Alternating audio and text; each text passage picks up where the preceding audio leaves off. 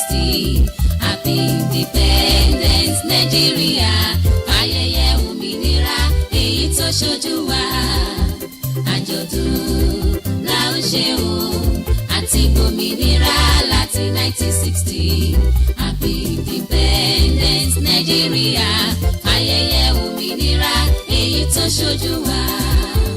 Ẹ kú dédé ìwòyí gbogbo ọmọ Nàìjíríà àtàwùsá àti Ìgbò Yorùbá àti gbogbo ẹ̀yà tó kù ẹ̀yà mi létí inú yín ni bàbá tó kì mí ọ̀wọ́n bí tàtìrú bá ti wá pé wà yìí ká gbàsọ fọlọ́ọ̀yà láì gbàsìkò ẹni àmọ́ ju gbogbo ẹ̀ ojú gbọ́dọ̀ pé nílé ọmọ aṣáwó a gbọ́dọ̀ mọ́jọ́ solókùn mọ́ iná ò ṣeé gbé sábẹ́ aṣọ ejò ò ṣeé dé mọ́ fìlà àfi ká wá ọ̀rọ̀ kò fi ṣàdá lórí ọ̀rọ̀ Nàìjíríà nítorí àwọn èèyàn ọ̀la wa ni because bí wọ́n bá ń kíni kú òwúrọ̀ ó yẹ ká mọ̀ wípé alẹ́ ò ní pẹ́ súnmọ́ wa every 1st of October Independence Day ò ṣeé gbàgbé láéláé nínú ayé ọmọ Nàìjíríà that is to say ọjọ́ àkọ́kọ́ oṣù kẹwàá ní gbogbo ọdún láti 1961 náà láti ń ṣàyájọ́ ọjọ́ òmìnira ó ti wá di júbílì o 50 ọdún nìyí tá a ti gbòmìnira ọ̀hún tó dòmìnira òmìnira wa lè yí bí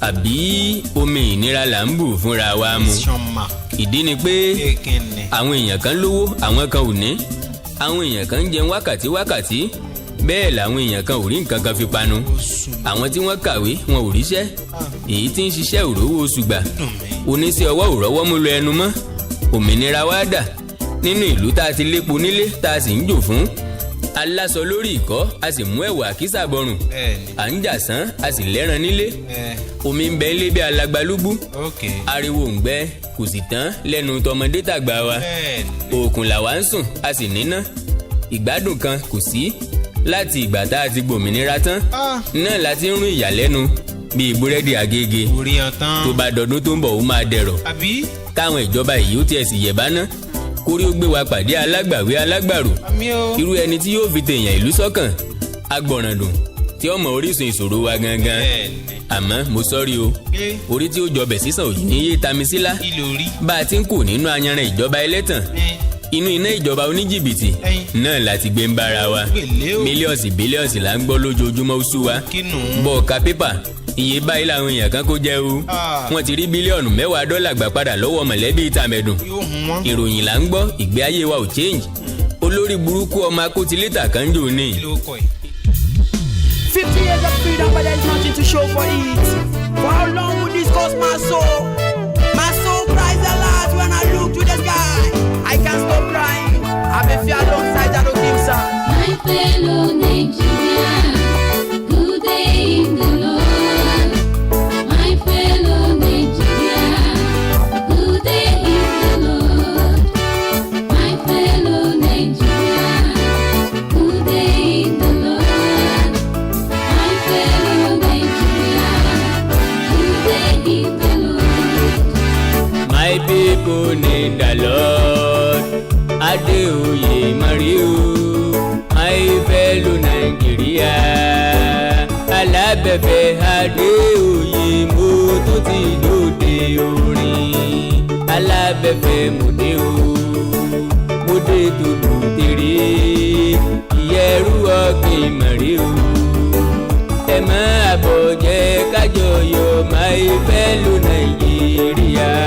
My fellow Nigeria, good day in the Lord. My fellow Nigeria, good day in the Lord. My fellow Nigeria, good day in the Lord. My fellow Nigeria, good day in the Lord. Ọdún 1960 ní tá a ti gbòmìnira ìgbádùn kankan kò sí o à ń sọ̀fà ebi ń pa wá ìyà ń wà mọ́lẹ̀ ní o ìyà ń jàlá ìnígan mẹ̀kúnnù kan ò lè jẹun a sì ń ṣe júbílì o ṣebí yóò ṣe máa rí lọ́ọ̀rì my fellow Nàìjíríà o. My fellow Nigeria, good day in the Lord. My fellow Nigeria,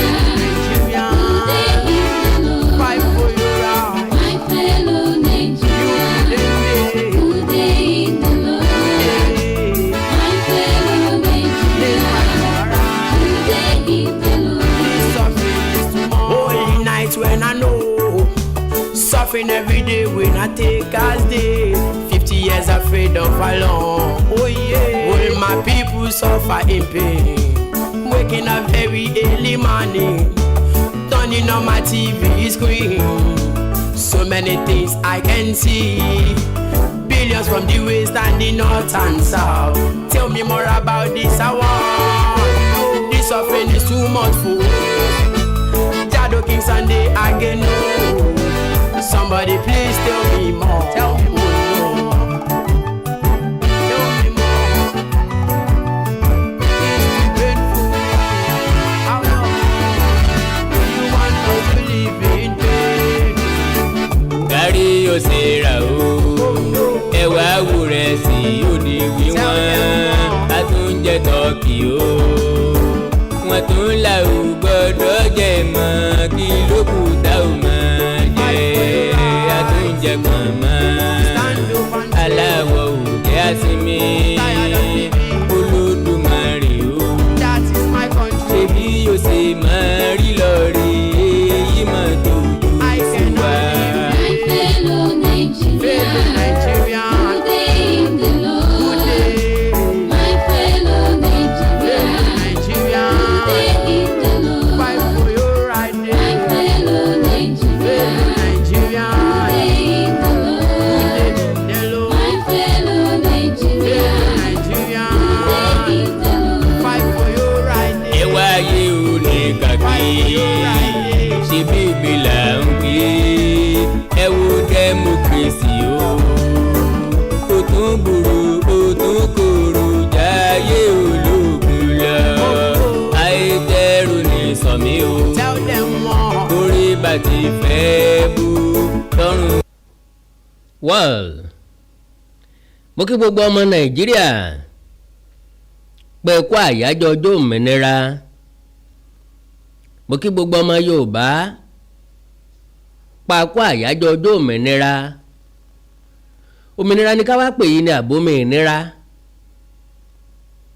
Track méjì tí mo kọ́kọ́ play yẹn ó jẹ́ lára rẹ́kọ̀dù tí mo ti ṣe ní ọdún 14 sẹ́yìn, exactly 14 years ago. That was 2010. Nigeria at 50 òun náà ni mo pè é. Nigeria at 50 ǹjẹ́ òmìnira lè yí bí? Now CD ló wà tẹ́lẹ̀tẹ́lẹ̀ mo ẹsẹ̀ convert ẹ̀ ni. Mo kàn wá wò wípé àwọn tí ń ṣẹlẹ̀ ní ìsìn kò yàtọ̀ sí tó ń ṣẹlẹ̀ nígbà yẹn náà. Ó wá jẹ́ kí n ṣàṣàrò lórí ọ̀rọ̀ Nàìjíríà pé ṣé wájú lọ lọ́kọ̀ ń wà wá lọ ni àbẹ́yìn. Mo wá conclude lọ́kàn mi wípé ọkọ̀ orílẹ̀-èdè Nàìjíríà ò rí wájú rí, àwàsẹ́yìn ní bíi tirẹ̀. Bó wá ni kí ni yọjọ́ náà àbáyọ bó láti ṣe? Ìgbà tó lógun bẹ́ẹ̀ gbogbo wa là ń kígbe, gbogbo wa là ń pariwo, gbogbo wa nínú ń bí, gbogbo wa lẹ̀rù ń bà, gbogbo wa là ń pòǹgbẹ fúnjọba alágbádá láti 1999. Just tell me n tó yí padà nínú ìgbésí ayé wa. Sọ fún mi n torílẹ̀-èdè Nàìjíríà fi improve tá a fi lè wẹ̀yìn wò tínú wọ́n fi dùn wípé ibi tá a ti ń bọ̀ kò dáa tóbi tá a wà yìí. Kí ló wọ̀kì ní Nàìjíríà? Àwọn tí wọ́n pera wọn lólórí wa kí ni tí wọ́n rí ṣe gan? Àwọn tí wọ́n láwọn ń jà fún wa irú ìjà èwo ni wọ́n ń jà? Ṣé kìí sara wọn ni wọ́n ń jà fún? Ṣé ìsàpò ara wọn ni wọ́n ń jà fún? Ṣé kìí ṣe ilé ayé wọn ni wọ́n ń dù? Ṣé ìṣe bí yóò ṣe bẹ́tà fúnra àtọmọ wọn náà ni wọ́n ń bá kiri? Wo nínú àwọn gómìnà lórí tèmi àtẹ̀yìn rò iṣẹ́ ìwo ni wọ́n ń dáwọ́lé pè níṣẹ́ àkànṣe? Ṣé lè tí ó benefit life wa ni?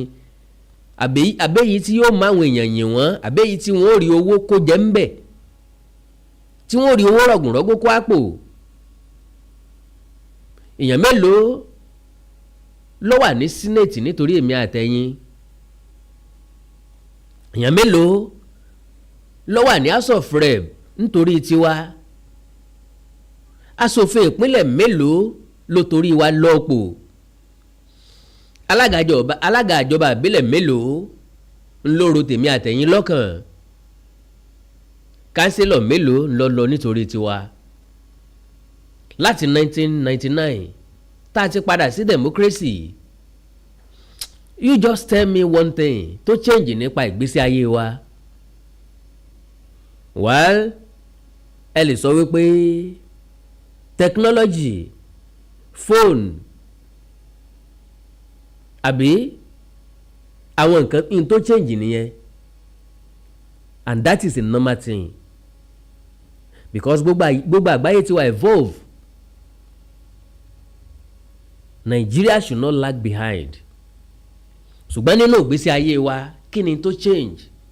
Nothing. Iṣẹ́ àgbẹ̀ wa ò improve, food production wa ò improve, economy wa ò improve, electricity wa ò improve, transportation wa ò improve, telecommunication wa ò improve, security wa ò improve, education wa ò improve, health wa kò improve. So kí ni nǹkan tá à ń celebrate, kí la fẹ́ celebrate, kí ló yẹ ká celebrate? ẹ já béèrè lọ́wọ́ ara wa pé kí ni nǹkan tí ó ń dùn ó ń yá àpọ́n wa lórí tá à ń celebrate lórílẹ̀‐èdè tá a ti lómi bí alagbalúgbú tá a sì ń pòǹgbẹ. Wọ́n nílẹ̀ tó sàn fún wàrà àtòyin ni wàrà ẹ̀ wá dà oyin rẹ̀ dà ń bo lọ́wà because àrídìdò jẹ́ kíkan là ń jẹ à ń lálàsí tiraka ká tó rókèlè tìbọ ẹnu oúnjẹ mẹ́ta ò complete ẹ̀ ń bá rẹ̀ méjì jẹ gan nínú ọpẹ́ ló tún wà. Irú ìgbésí ayé wo là ń gbé? Ariwo ebi, àìní, ìṣẹ́ ńlọgbòde kan, insecurity here and there. More than 1,300 àgbẹ̀ ni wọ́n pa ní oko wọn. Láàrin 2020 sí 2023 nìkan. Àwọn tí wọ́n jí gbé ò lóǹkà, ransom here and there. Wọ́n gba ransom lọ́wọ́ àwọn mi, wọ́n tún pẹ̀mí wọn. Kí wá ló wá improve lórí ọ̀rọ̀ Nàìjíríà? As a country, as a person, bí èèyàn bá pé 64 years tí nǹkan kan wá change nínú ìgbésí ayé ẹ̀ rí, automatically onítọ̀hún gbọ́dọ̀ ti wẹ̀yìn wò kó wo bí tẹ́rù òun ti wọ́. Onítọ̀hún gbọ́dọ̀ lè jókòó kó wo bí tóun ti ń bọ̀, kí ló miss, kí ló yin jẹ, kí ló sọnù, kí ló ń ṣe tóun ò ṣe dáadáa, kí ló yẹ kóun ó ṣe tóun ò ṣe, èwo ló ń ṣe láṣejù tí ò fi bọ́ sí déédéé at 64. Nigeria is now 64 years of independence. Nothing changed in our lives. We are still crawling. A lè rìn, à ń rá kòrò ni, à ń rá nílẹ̀ ni. So ó wà very very painful. Sọ́lọ́run wá jẹ̀bi láti dá wa sínú ìlú tó dá wa sí ni? Rárá, kò jẹ̀bi. Because we are all proud of our hometown, of our tribe. Àwọn ẹ̀yà Ìgbò ń proud wípé Ọlọ́run dá wọn nígbò.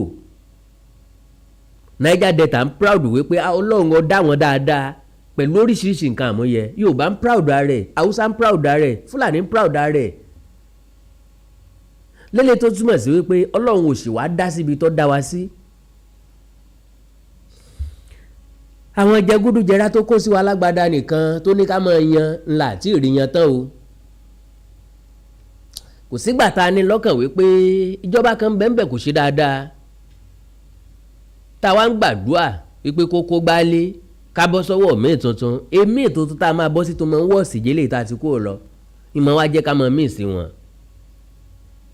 òní làyájọ́ ọjọ́ òmìnira 1960 la gba independent o this is 2024 64 years tá a ti gbòmìnira. a sì wà ní dákúdájí iná ìdákúrekú iná wọ́n á ní epileptic electricity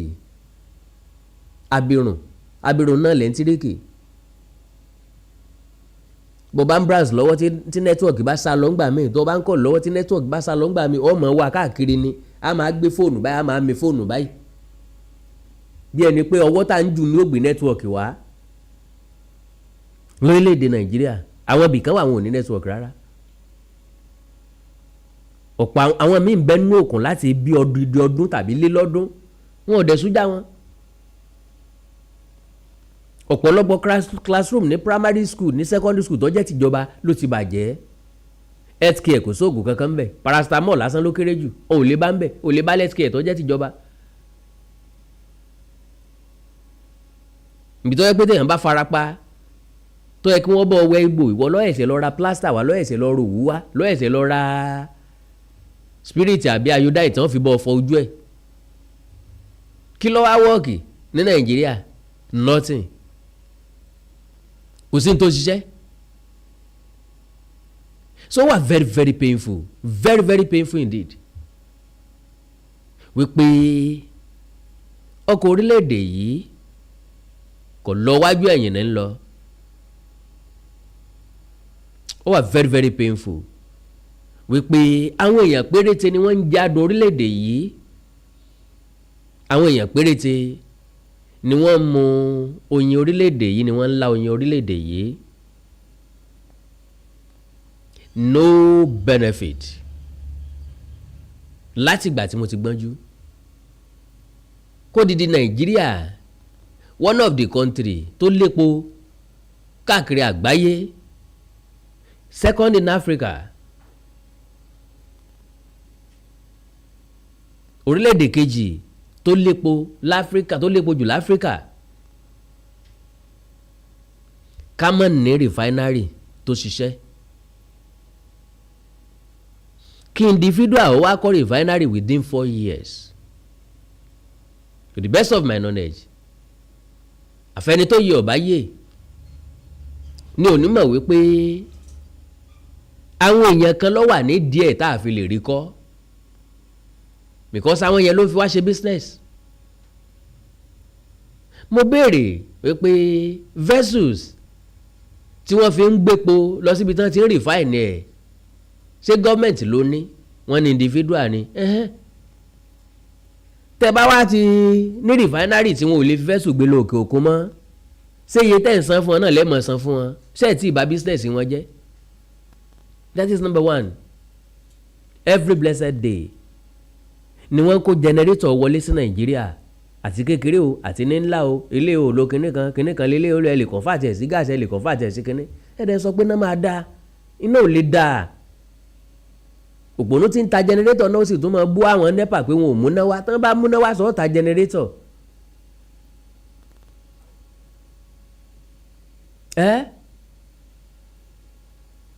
wọ́n ṣe solar day in day out everybody wá ń yà sí solar ṣé náà máa wá dáná láyé ń ṣe solar ni.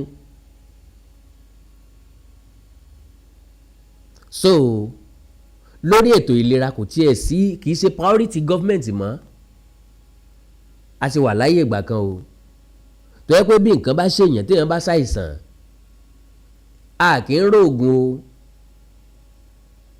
ilé tó bá kírítíkà ń bẹ̀ lẹ́ máa kọ oògùn fún ìtẹ́ lọ rà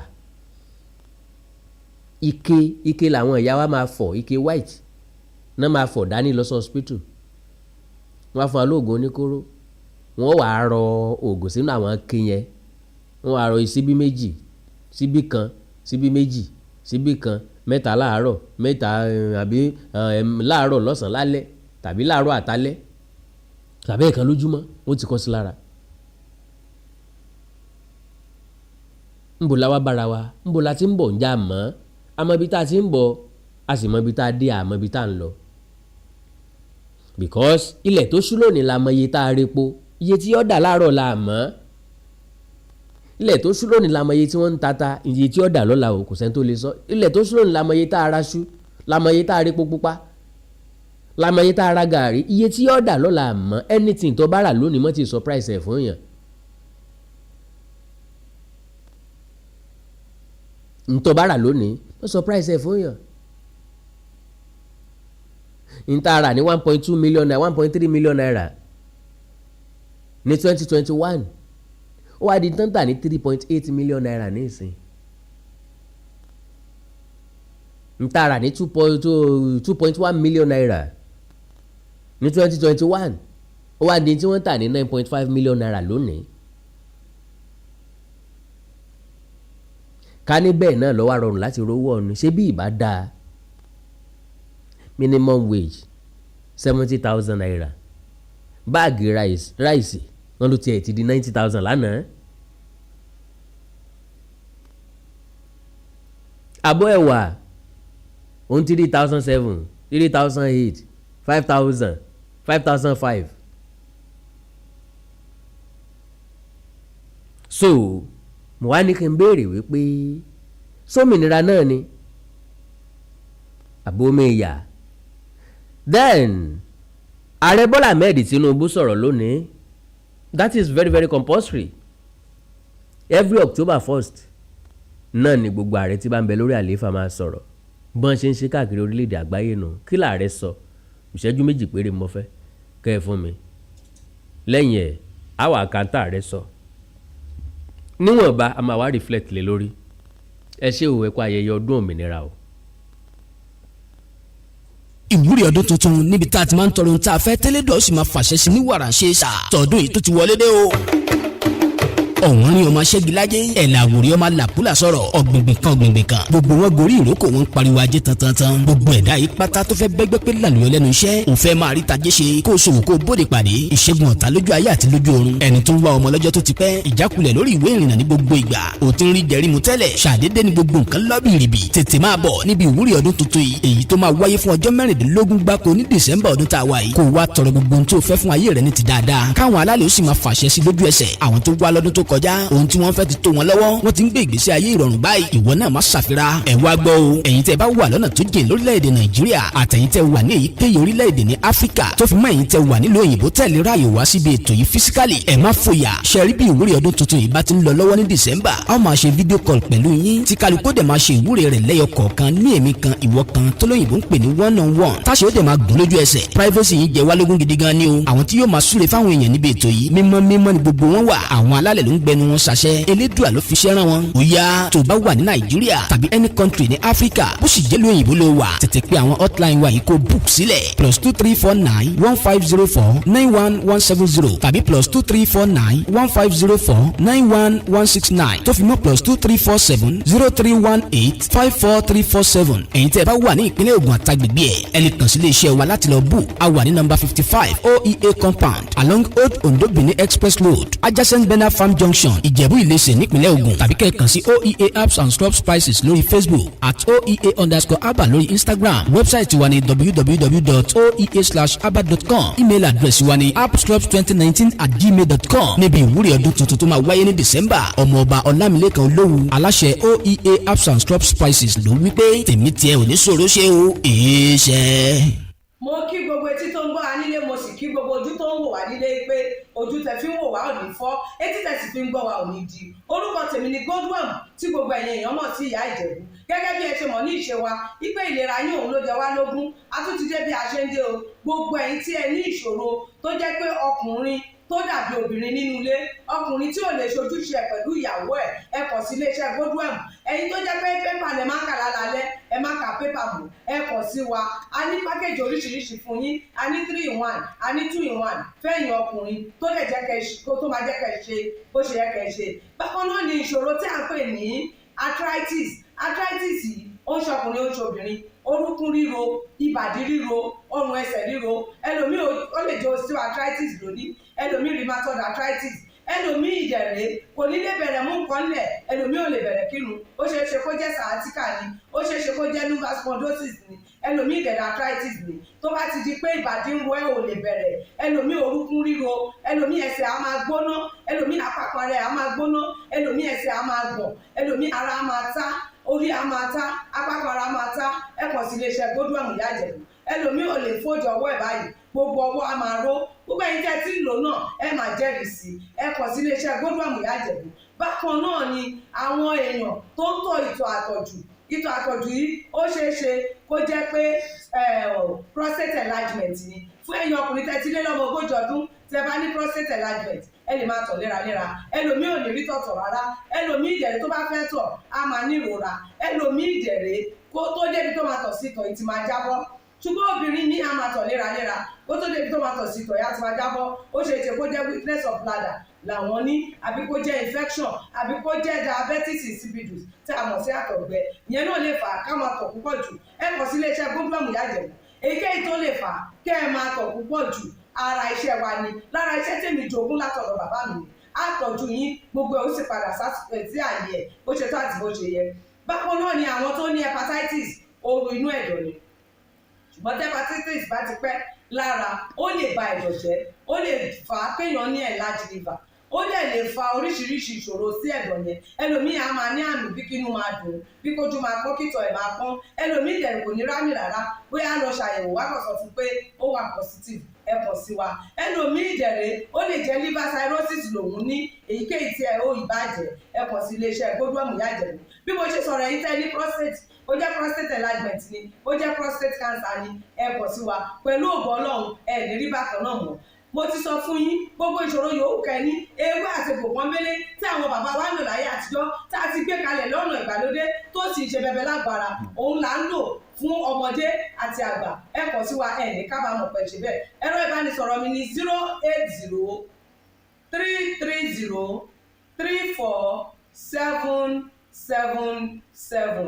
08033034777 ẹ bá wà lamẹ́ríkà kẹ́ ẹ wà ní Spain kẹ́ ẹ wà ní UK ibikíbi tí ẹ bá wà ó jẹ́ Canada ni bó lè jẹ́ Port Harcourt ni bó jẹ́ Abuja ni ibikíbi tí ẹ bá wà ẹ kàn sí iléeṣẹ́ Godwin Ìyá Ìjẹ̀bú ẹ bá mi sọ̀rọ̀ lórí WhatsApp ẹ lè pè mí ẹ lè fi voice note lẹ̀ ẹ lè fi message lẹ̀ lórí WhatsApp máa dá yín lóhùn bó ṣe tó àti bó ṣe yẹ gbogbo ibi tẹ́ ẹ bá wà lè gbòógì wá máa dé ẹ sì ní kábàámọ̀ pé ẹ kàn sí iléeṣẹ́ Godwin Ìyá Ìjẹ̀bú ẹlòmíì apákan ara ẹ̀ á máa kú kí ló fà tápákan ara fi ń kú ẹ kàn sí wa ẹ máa mọ̀ ẹlòmíì ọrùn àdédé máa steve ẹlòmíì àyà ló máa dùn ẹlòmíì ẹ̀gbẹ́ ló máa dùn ẹlòmíì á máa wúkọ́ ó lè wúkọ́ kókó ti wà lẹ́nu ẹ̀ tipẹ́tipẹ́ tí ò sì ní lọ ẹlòmíì ìdẹ̀rẹ̀ ó máa ní ìṣòro àti breathe in oxygen breathe out carbon dioxide á wá máa ní ìṣòro á máa ní kàtà gbogbo ìgbà kí ló ń fà ó ṣeéṣe kó jẹ́ asthma ni ó ṣeéṣe kó jẹ́ bronchitis ó lè ṣeéṣe kó jẹ́ pneumonia cough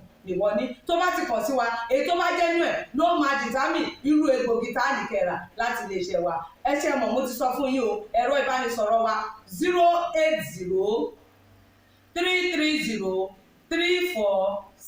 08033034777 iléeṣẹ́ Godwin last bus stop yín ni pẹ̀lú agbára Ọlọ́run remember if it is not Godwin it can never be like Godwin. I used to tell you health is something to be treasured. Ire o. NDT Clearing Freight and Logistics. Iṣẹ́ wọn dára, wọ́n ta sọ́sọ́ wọn kárí ayé. NDT Clearing Freight and Logistics. Bá a ṣe kárí ayé, bẹ́ẹ̀ ni òye iṣẹ́ yé wa. Cargo services wá dúró tán láti Nàìjíríà. A ó bá yín gbé nǹkan ránṣẹ́ sí àwọn èèyàn yín ní Europe, UK, US, Canada, Asia lọ bẹ́ẹ̀. Gààrí, epo pupa, ẹ̀gúsí, ẹja gbígbẹ, ìgbín, irú, àpọ̀n, aṣọ, ìlẹ̀kẹ̀, àwọn ìwé tó ṣe pàtàkì àti bẹ́ẹ̀ bẹ́ẹ̀ lọ. Kò tán síbẹ̀. MDT Clearing Services lékè téńté. Àṣẹ tó ń tẹjọba tá a gbà. Ó ń mú àwọn èèyàn yàn wá láàyò. láti port ọwọ́ kan ni MDT á clear kọ̀ńténà yín jáde fún yín bó ṣe kọ̀ńténà tó kún fún káà lóríṣiríṣi tàbí ohun mìíràn àwọn òṣìṣẹ́ wa kọ̀ lálá professionalism wa kò lẹ́gbẹ́ MDT doorstep delivery service náà ò gbẹ́yìn níbikíbi lágbàáyé àwa gbé ọjà yín fún yín lẹ́nu ọ̀nà yín MDT tún bá ní ìrajà product sourcing ìyẹn ni pé à ràn yín lọ́wọ́ láti ra ohun tí ẹ fẹ́ à sì fi ránṣẹ́ sí yín ní kánmọ́ kóbó ní MDT clearing freight and logistics akájú ẹ̀ àtò àlétò iṣẹ́ wa yàn ó yanjú lówó péréte ẹ máa bọ̀ lólulẹ̀ iṣẹ́ MDT ní nọ́mbà 22 Latif Salami Street Ajao Estate Ikeja Lagos a sì tún ní ẹ̀ka káàkiri orílẹ̀-èdè Nàìjíríà ẹ bá wa sọ̀rọ̀ 08182311480 àti 09129074004. bákan náà ilé-iṣẹ́ MDT lókè òkun wà ní Toronto Canada please call +16472895364 website www.mdtfreights.com. MDT Clearing Freight and Logistics assure delivery. ẹ káàbọ̀ padà lẹ́ẹ̀kan mo ní ààrẹ Bọ́lá Ahmed Tinubu sọ̀rọ̀ you know I call this program Independence Special lẹ́jẹ́ kí n kọ́kọ́ tiẹ̀ ka ọ̀rọ̀ tá a rẹ sọ.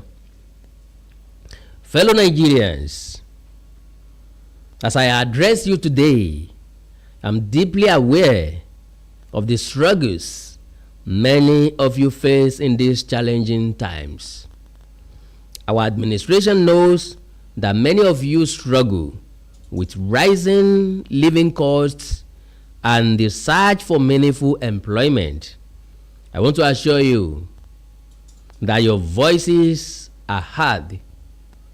As your president, I assure you that we are committed to finding sustainable solutions to alleviate the suffering of our citizens. Once again, I plead for your patience, and the reforms we are implementing show positive signs, and we are beginning to see light at the end of the tunnel.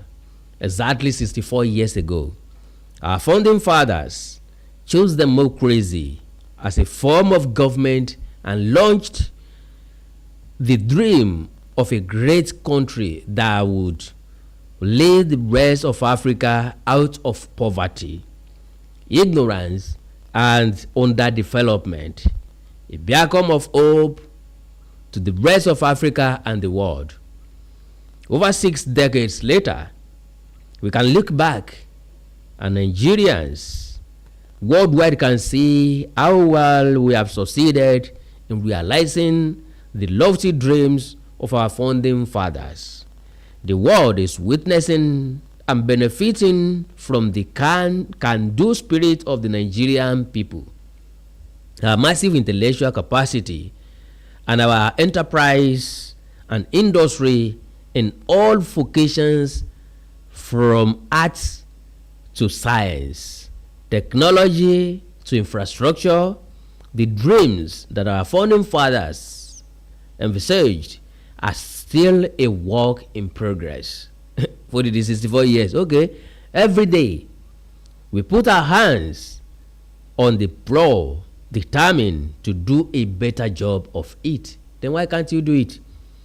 While it is tempting to focus on what has been left undone and where we have stumbled as a nation, we must never lose sight of how far we have come in forging and holding our country together. How they together?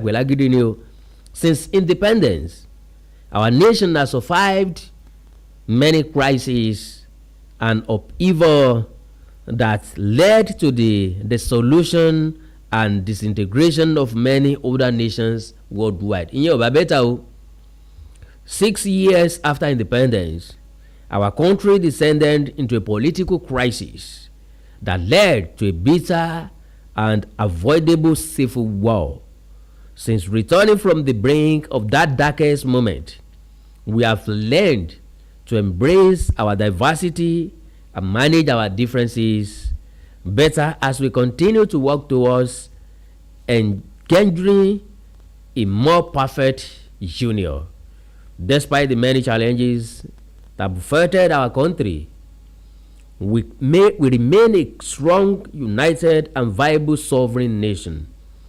Dear compatriots, our independence anniversary gives us another chance to reflect on how far we have gone in our journey to nation building and to renew our commitment to building a better nation that will serve present and future generations of Nigerians. While we celebrate the progress we have made as a people in the last 64 years, we must also recognize some of our missed opportunities and mistakes of the past if we are to become one of the greatest nations on earth. As God has destined us to be, our mistakes must not be allowed to follow us into the future. My administration took over the leadership of our country 16 months ago. At a critical juncture, the economy faced many headwinds and our physical security is highly impaired. We found ourselves in a dazzling crossroads where we must choose between two paths: reform for progress and prosperity, or carry on business as usual and collapse. We decided to reform our political, economic, and defense architecture. On the security front, I am happy to announce to you, my compatriots, that our administration is winning the war on terror and banditry. Our target is to eliminate all the threats of Boko Haram, banditry, kidnapping for ransom, and the surge of all forms of violent extremism. Within 1 year, our government has eliminated Boko Haram and bandit commanders faster than ever. As of the last count, over 300 Boko Haram and bandit commanders have been eliminated by our gallant troops in the northeast, northwest, and some other parts of the country. We have restored peace to hundreds of communities in the north, and thousands of our people have been able to return home. It is an unfinished business which our security agencies are committed to ending as quickly as possible. As soon as we can restore peace to many communities in the troubled parts of the north, our farmers can return to their farms.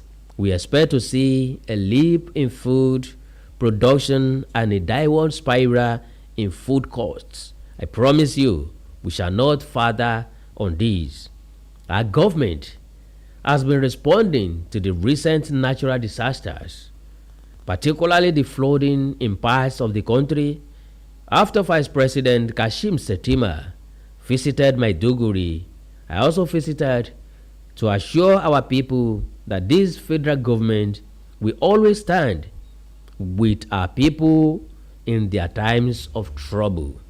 At the last meeting of the Federal Executive Council, we approved a disaster relief fund to mobilize private and public sector funds to help us respond faster to emergencies. Our government has also ordered integrity tests of all our dams in the country to avert future disasters. The economy is undergoing the necessary reforms and retooling to serve us better and more sustainably. If we do not correct the fiscal misalignments that led to the current economic downturn, our country will face an uncertain future and the peril of imaginable consequences. Thanks to the reforms, our country attracted foreign direct investments worth more than $30 billion in the last year. Fellow compatriots, our administration is committed to free enterprise, free entry and free exit in investments while maintaining the sanctity and efficacy of our regulatory processes. This principle guides the divestment transactions in our upstream petroleum sector, where we are committed to changing the fortune positively.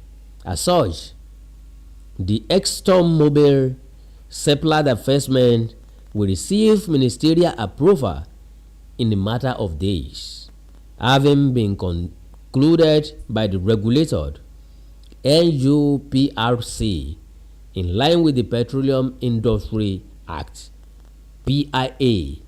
This was done in the same manner as other qualified divestment approved in the sector. The move will create vibrancy and increase oil and gas production, positively impacting our economy. The more disciplined approach adopted by the Central Bank of Monetary Policy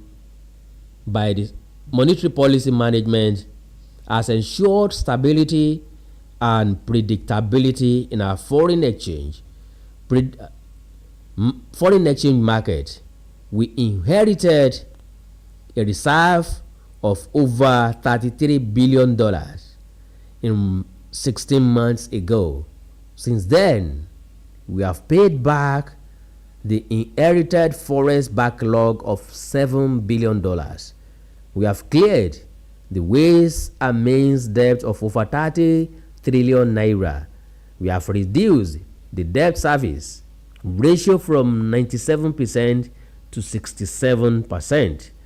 Despite all this, we have managed to keep our foreign reserve at $37 billion. We continue to meet all our obligations and pay our bills.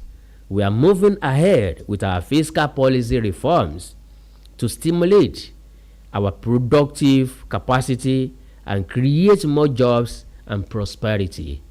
The Federal Executive Council approved the economic stabilization bills, which will now be transmitted to the National Assembly. These transformative bills will make our business environment more friendly, stimulate investment, and reduce the tax burden on businesses and workers once they are passed into law. As part of our efforts to re-engineer our political economy, we are resolute in our determination to implement the Supreme Court judgment on the financial autonomy of local governments. The central concern of our peoples today is the high cost of living, especially food costs. This concern is shared by many around the globe as prices and the cost of living continue to rise worldwide. My fellow Nigerians, be assured that we are implementing many measures to reduce the cost of living here at home.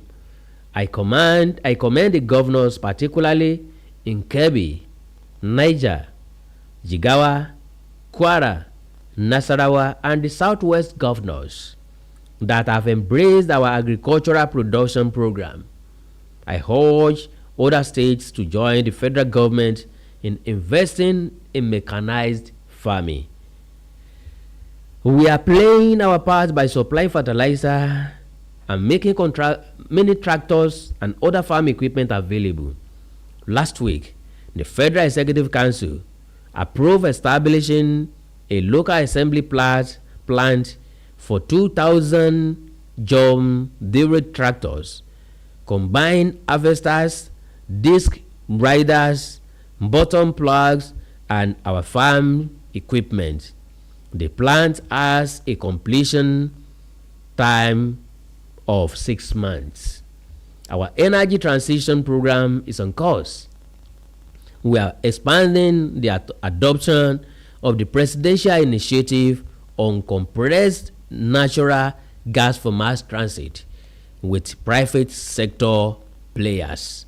The federal government is ready to assist the 36 states and FCT in acquiring compressed natural gas CNG buses for cheaper public transportation.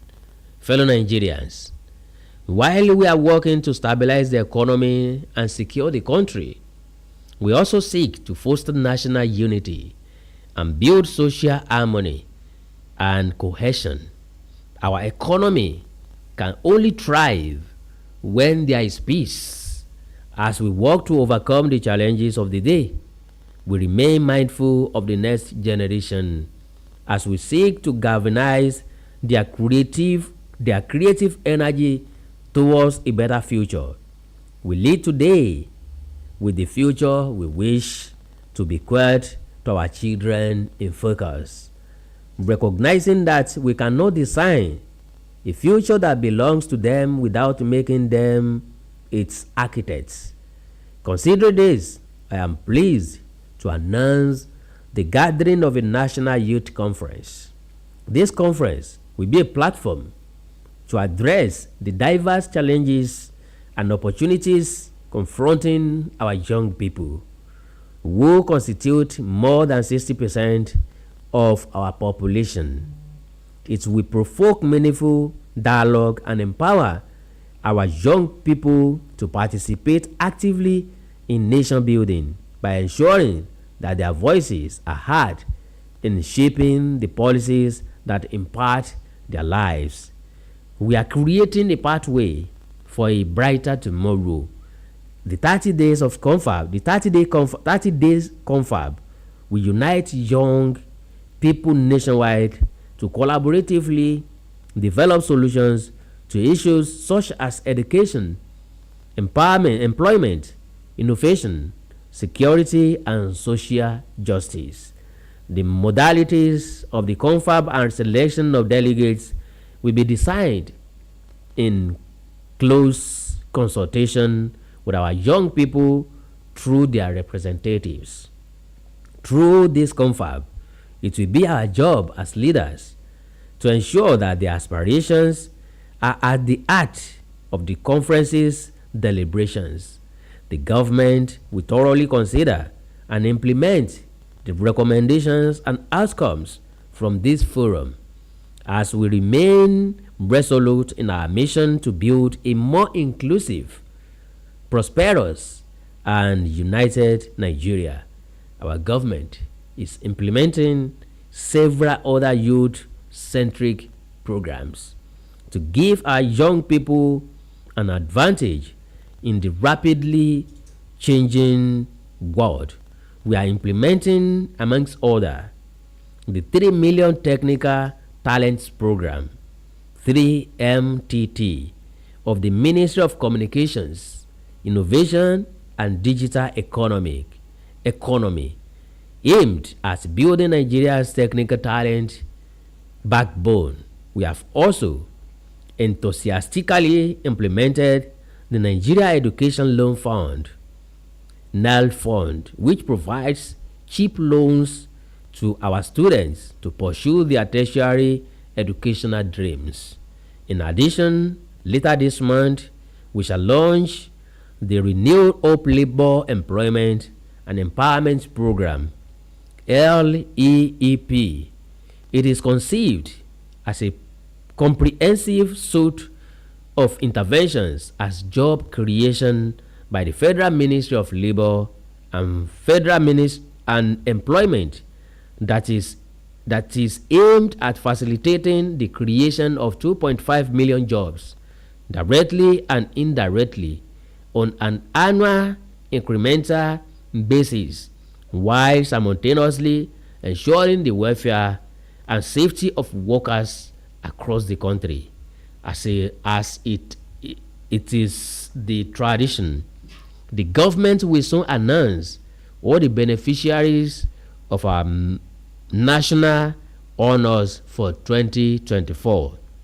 The Senate President and the Chief Justice of the Federation have been conferred with the honor of the Grand Commander of the Order of the Niger, GCON, the Deputy Senate President and Speaker of the House of Representatives have the honor of Commander of the Order of the Federal Republic, CFR, while the Deputy Speaker of the House has been awarded Commander of the Order of the Niger, CON. Fellow Nigerians, better days are ahead of us. The challenges of the moment must always make us believe in ourselves. We are Nigerians, resilient, and tenacious. We always prevail and rise above our circumstances. I urge you to believe in our nation's promise. The road ahead may be challenging, but we will forge a path toward a brighter future with your support. Together, we will cultivate a Nigeria that reflects the aspirations of all its citizens, a nation that resonates with pride, dignity, and shared success. As agents of change, we can shape our destiny and build a brighter future by ourselves, for ourselves and for future generations. Please join our administration in this journey towards a brighter future. Let us work together to build a greater Nigeria where every citizen can access opportunities and every child can grow up with hope and promise. May God continue to bless our nation and keep members of our armed forces safe. Happy Independence Anniversary, my fellow Nigeria. Ọ̀rọ̀ látẹnu ààrẹ lélẹ́yìí, tàbí ká pè ní ọ̀rọ̀ àpilẹ̀kọ látọ̀dọ̀ ààrẹ Aṣíwájú Bọ́lá Ahmed Tinubu. Well, what do we reflect? When can we reflect? How can we reflect it? Ọ̀rọ̀ ti pọ̀ fúnra lára ẹ̀ tẹ́lẹ̀, dẹ̀fẹ́ kó jẹ́ àwítúnwí asán. Ẹ ti gbọ́ bá rẹ̀ ṣe bó ṣe kà á. Ìgbàgbọ́ náà la máa ní, torí kò sọ́gbọ́n kan, kò sóògùn kan, kò ìságbára kankan níbì kan. Ọlọ́run Elédùmarè yóò bá torílẹ̀-èdè yìí ṣe. Ṣùgbọ́n bàbá ti ń gbàdúrà bẹ́ẹ̀, bàbá ti ń ṣe yá àlá ò ká máa ṣe yá àyàsẹ̀. Lélẹ̀ tó túmọ̀ sí pé bàbá ti ń gbàdúrà ká má sinmi lójú ọ̀nà àti mórílẹ̀-èdè yìí gòkè àgbà. Òótọ́ wà nínú nǹkan tó lè mórílẹ̀-èdè yìí gòkè àgbà. Èrè ajẹ́jù, ojú kòkòrò, ìwọ́ra, ìmọ̀tara ẹni nìkan. Bàbá lè yọ́ kúrò lórílẹ̀-èdè Nàìjíríà á tètè gòkè àgbà. So the earlier the better. Taba embrace peace, that we can live in harmony. I pray that this country will be great again. Akandora Okonko ló kọ mi. Mo dágbére tí kúkọ́ tàrùn kọ́. Ẹ mọ́ gbàgbé bá a ṣe ń sọdún Ìlásàmàjà náà là ń sọdún Mọ́láwá.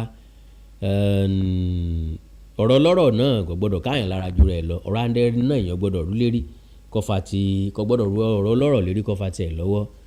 Bórílẹ̀-èdè Nàìjíríà bá ti dáa, ilé àtẹ̀ẹ̀dẹ́wọ́ dáa.